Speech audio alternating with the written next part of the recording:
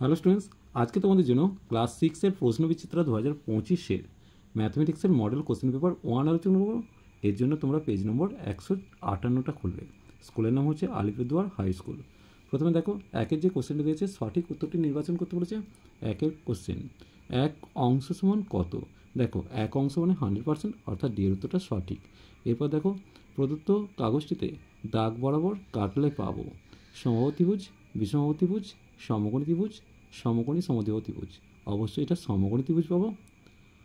এবার কেউ যদি বলে এটা বিষমবাহু ত্রিভুজ, সেটাও হবে, কারণ কি তিনটে বাহুই কিন্তু সমান নয়। তাহলে দুটো উত্তর হওয়ার কথা, এটা বিষমবাহু ত্রিভুজও হবে, তিনটে বাহু যেহেতু সমান নয়, আর এটা সমকোণী ত্রিভুজ হবে, কারণ প্রত্যেকটা ত্রিভুজের একটি করে কোণ সমকোণ আছে।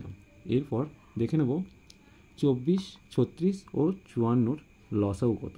24, 36 ও 54 লসাগুটা এখানেই করে দিচ্ছি। দেখো, 24, 36 আর 54। প্রথমে আমি 3 দিয়ে কাটছি। 3 আসছে 24, 3 12 36, 3 18 54। 2 দিয়ে করছি, 4 দুগুণে 8, 6 দুগুণে 12, 9 দুগুণে 18। 2 দিয়ে করলে 2। গসাগু করতে বলেছে তো, তাহলে আর যাবে না। দেখো, এই পর্যন্তই তুমি পড়ে দাও, কারণ এমন কোনো সংখ্যাটা যে এই তিনটেকে একসাথে ভাগ করা যাবে। তাই গসাগু সমান আসবে 3 গুণিত 2, অর্থাৎ 6। তাহলে বিয়ের উত্তর সঠিক। এরপর দেখো, 4.9 লিটার ও 8.4 লিটারকে অনুপাতে প্রকাশ করতে বলেছে। চলো, তাহলে 4.9 লিখলাম, 8.4 লিখলাম। দেখো, আমি যদি 7 দিয়ে করি, ভাগ করি, তাহলে 7 7 49 তো, তাহলে 0.7, আর এখানে 1.2। এবার দেখো, দশমিক তুললে 7:12 হবে, অর্থাৎ ডি এর উত্তরটা সঠিক। এরপর দেখো, 2010 সালে থেকে 2030 সাল পর্যন্ত লিপ ইয়ারগুলির সংখ্যা। দেখো, 2010 তো, তাহলে 2012 একটা লিপ ইয়ার, 2016 একটা লিপ ইয়ার, 2020 একটা লিপ ইয়ার, 2024 একটা লিপ ইয়ার, 2028 একটা লিপ ইয়ার। তাহলে কটা হলো? 1, 2, 3, 4, 5টা। তাহলে টোটাল 5টা লিপ ইয়ার পেলাম। এবার দেখো, এক্সের 3 গুণের সঙ্গে 8 বিয়োগ করলে কোন বীজগাণিতিক সংখ্যামালাটি পাবো? তাহলে এক্সের 3 গুণ মানে কত? 3x - 8, অর্থাৎ এর উত্তরটা সঠিক। এরপর দেখো, পরস্পর দুটি মৌলিক সংখ্যার লসাগু কত? দেখো, পরস্পর দুটি মৌলিক সংখ্যার লসাগু সংখ্যা দুটির গুণফল হবে। তাহলে এই জায়গায় তোমরা লিখবে সংখ্যা দুটির গুণফল। এরপর দেখে নেব, 1/1-5কে শতকরায় প্রকাশ করতে বলেছে। তাহলে প্রথমত পূর্ণ ভাঙলে 5/1-5 6, তাহলে 6/5 শতকরায় করছি। তাহলে এখানে 100% করে দিলাম। সমান দিয়ে কত আসবে? 5 দিয়ে কাটলে 20, তাহলে 120% উত্তর আসছে। এরপর দেখো, মানের ঊর্ধ্বক্রমে সাজিয়ে লিখতে বলেছে। দেখো, প্রথমে তো 36কে ভাঙলে কত হচ্ছে? তাহলে 36কে ভাঙলে দেখো এখানে, তাহলে এখানে দেখো কত আসছে? 36 মানে 6 + 5 মানে 11 পেয়ে যাচ্ছি। আর এখানে 7 + 3 মানে 10 পাচ্ছি। এটা 2 + 3, তার মানে হচ্ছে 5 পাচ্ছি। ঊর্ধ্বক্রমে সব থেকে ছোটো থেকে বড়, তাহলে ছোটোটা কোনটা? 4 + √9। এটা তার থেকে বড় হচ্ছে √49 যুক্ত √9। তারপর সব থেকে বড় হচ্ছে √36 যুক্ত √25। যদি চিহ্ন দিয়ে করো, এইভাবে চিহ্ন দিয়ে দেবে। এরপরে যেটা দিয়েছে, বিয়োগ করতে বলেছে। বিয়োগটা দেখে নেব। দেখো, প্রথমে লিখেছি। এরপর দেখো, 2 তো, তাহলে এখান থেকে এক ধার নিয়ে এটাকে 41 করবো, এটাকে 60 সেকেন্ড করে নিচ্ছে 1 মিনিট। তাহলে এটা 62 থেকে 42 বাদ দিলে 20 সেকেন্ড। এবার দেখো, এটা ছোট, এটা বড়, তাহলে এখান থেকে 1 ঘন্টা ধার নিলে এটা 5 ঘন্টা হবে, আর এখানে 60 মিনিট যুক্ত হচ্ছে। তাহলে এখানটা 101 থেকে 55 বাদ দিলে 46 মিনিট পেলাম। আর এখানে 3 ঘন্টা, তাহলে বিয়োগফল কত? 3 ঘন্টা 46 মিনিট 20 সেকেন্ড। এরপর দেখো, এগুলো দিয়ে যে সমানুপাত তৈরি করা হবে, তাদের মধ্যে দুটি সমানুপাত গঠন করতে বলেছে। দেখে নাও, এটা একটা সমানুপাত, তারপর হচ্ছে এটা সমানুপাত একটা। দেখো, এরপর যেটা দিয়েছে, পি এর 10 গুণের সঙ্গে 7-এর সমষ্টিকে চিহ্ন। তাহলে পি এর 10 গুণ মানে কত? 10p যুক্ত 7। এরপর পরিসীমা করতে বলেছে। পরিসীমা মানে সবগুলোকে যোগ করতে হবে। দেখো, সবগুলোকে যোগ করেছি, যোগ করলে 90 সেমি উত্তর আসছে। এরপর দেখো, এই ত্রিভুজটাকে কি বলবো? তাহলে ত্রিভুজটা তো কী অনুযায়ী? বাহু অনুসারে। তাহলে এটা সমবাহু ত্রিভুজ, তিনটে কোণ সমান বলে তিনটে বাহু সমান হবে, তাই এটা সমবাহু ত্রিভুজ কথাটা লিখব।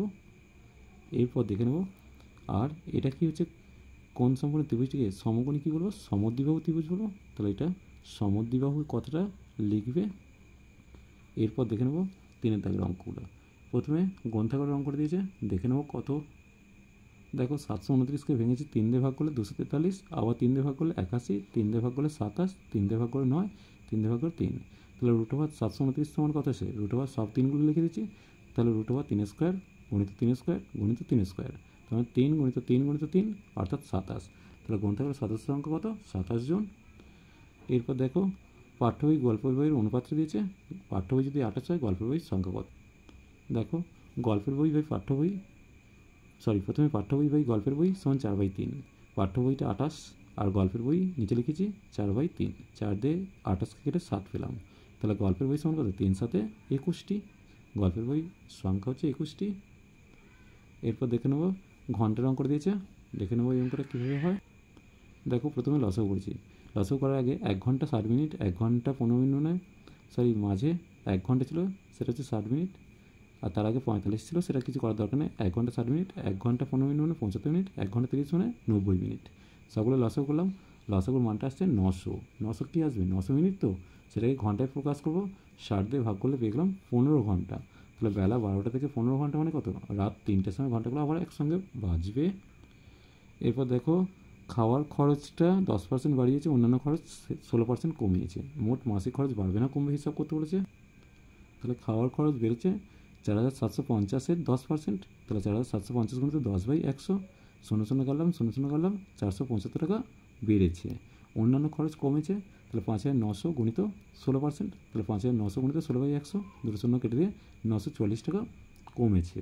তাহলে মোটের উপর খরচ কমেছে, 940 থেকে 475 বিয়োগ করলাম, 469 টাকা কমেছে। এরপর দেখো জ্যাঠামশাইয়ের বয়স চেয়েছে, দেখো 52 বছর 8 মাস 20 দিন লিখেছি, আর তার নিচে 3 বছর 10 মাস 26 দিন লিখেছি। যোগ করলাম 55, 18, 46। তাহলে কী পেলাম, 55 বছর 12 + 6 মাস 30 + 16 দিন। তার মানে এটা 16 থাকবে, এখান থেকে 1 এর সাথে যুক্ত হবে, তাহলে 7 হয়ে যাবে, আর এখান থেকে 1 56 করে দিচ্ছে। তাহলে জ্যাঠামশাইয়ের বয়স হচ্ছে 56 বছর 7 মাস 16 দিন। এরপর চলে আসবো 15 ডিসেম্বর তোমার জন্মদিন, 2013 সালের জন্মদিন রবিবার ছিল, 2015 2016 সালের জন্মদিন কী কী বার পড়বে। দেখো 2013 সালের 15 ডিসেম্বর থেকে 2015 সালের 15 ডিসেম্বর পর্যন্ত সময় হচ্ছে 2 বছর, তো তাহলে এখানে 2 × 365 730 দিন, 7 দিয়ে ভাগ করলে 2 ভাগশেষ থাকছে, অর্থাৎ রবিবারের পর সোমবার মঙ্গলবার, তাহলে 2015 সালের 15 ডিসেম্বর মঙ্গলবার ছিল। এরপর দেখো 15 ডিসেম্বর 2013 থেকে 15 ডিসেম্বর 2016 পর্যন্ত সময় হচ্ছে 4 বছর, 3 বছর, 14 সাল 15 সাল আর 16 সাল। তাহলে 365 আর 16 হচ্ছে লিপ ইয়ার, তাই 366 হলো, যোগ করলে 1096 দিন। 7 দিয়ে ভাগ করলে ভাগশেষ হচ্ছে 4 থাকছে, রবিবারের পর 4 দিন মানে সোম মঙ্গল বুধ বৃহস্পতি। তাহলে 15 ডিসেম্বর 2016 বৃহস্পতিবার ছিল। এরপর দেখো রাস্তার অঙ্ক দিয়েছে, দেখে নেব।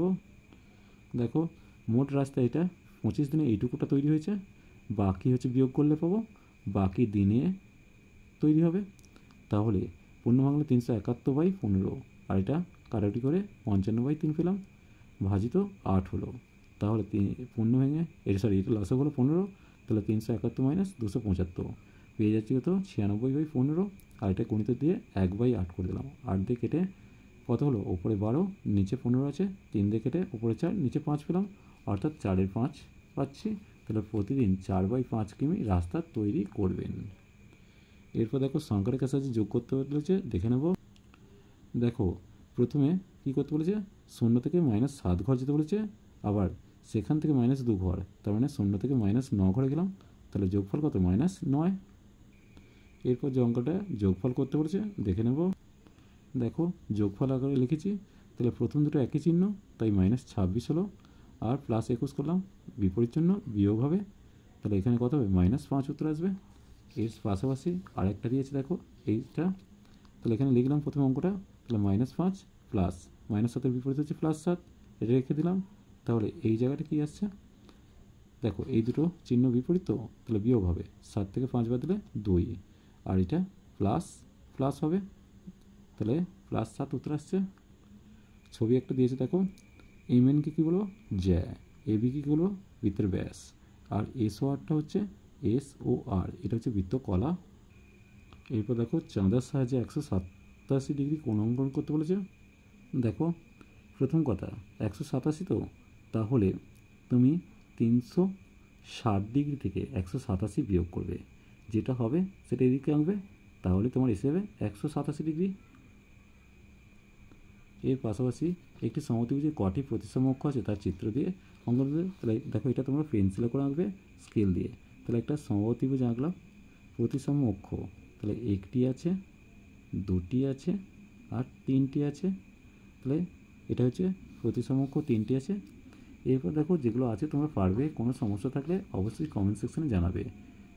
দেখতেই পাচ্ছ এখানে যে তোমাদের দিয়েছে, এটা ট্যালি মার্কে দিয়েছে কাঁচা তথ্য। তাহলে কাঁচা তথ্য, তাহলে একদিকে লিখবে তথ্য আর একদিকে লিখবে ট্যালি মার্ক, তারপর লিখবে পরিসংখ্যা, তাহলে তুমি অটোমেটিক সাজাতে পারবে। এর পাশাপাশি 8-এর দাগে দেখো এটা তোমাকে কী দিয়েছে, স্তম্ভচিত্র অঙ্কন করতে দিয়েছে। স্তম্ভচিত্র সহজ তোমরা পারবে।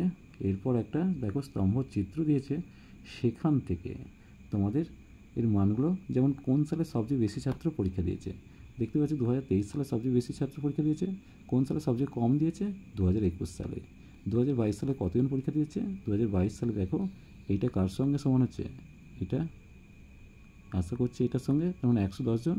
2020 থেকে 2022 সাল পর্যন্ত মোট কতজন পরীক্ষা দিয়েছে, 2020-তে কতজন দিয়েছে লিখবে, 2021-এ, 2022-এ, এই 3টে সালকে যোগ করে দেবে। চলো আজ এই পর্যন্তই। নেক্সট ভিডিও নিয়ে খুব তাড়াতাড়ি হাজির হবো। ভিডিওটা ভালো লাগলে লাইক শেয়ার কমেন্ট করো, পারলে চ্যানেলটিকে সাবস্ক্রাইব করে নিও। চলো টাটা, বাই বাই।